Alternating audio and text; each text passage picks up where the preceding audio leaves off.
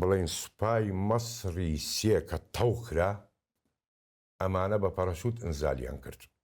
دابەزینە پشت هێزەکانی مەسر شاخێکیان کرد ئەوش ڕۆژێ بەرنامەیە لەسەری دەرەکەی ئینشاءڵڵا لە نێوان ئەم وڵاتانەی ئەم شەڕانە چۆن ڕوویداوە ئەمانە ئەوانەیان کرد. تەمان پێک هاتووە جارێ لە بڵێن ئیگۆری پێڵێن ئیگۆر ئیشی شەڕی ئیساباتە پارتیزانی ئەو جۆرە شەڕانە ئەکاتن عیلاقەی بەهینەوە نییە.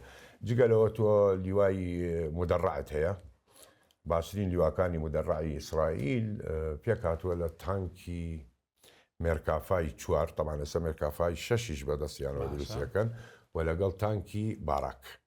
یعنی ئەم تانکانە لە جیهانە ئەتوانی لە تۆپ دەدای بنیتم مێرکافای ئیسرائیلی ئەمە لیوای زرێ پۆشەکەی لیوای زرێ پۆشەکەی بەڵێ ئەمانە ئینە بێن ئەجا تۆ جگە لە ئیگۆر مەسەڵەن تۆ لە ناو گۆلانی هینت هەیە دۆڤدانت هەیە دۆڤدان ئەمانە چیەن؟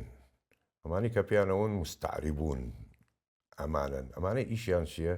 ئیشیان لە ناو مخەیەماتە مخەیەماتی بڵین فەڵەستینیەکان و هەمان کات ئەو شوێنانی کە بڵین دروستیەکە و تەرجەماعەتەی ئیسرائیل دروستیەکە ئیشیان ئەوانەیە لێنانە بڵاوە بنەوە.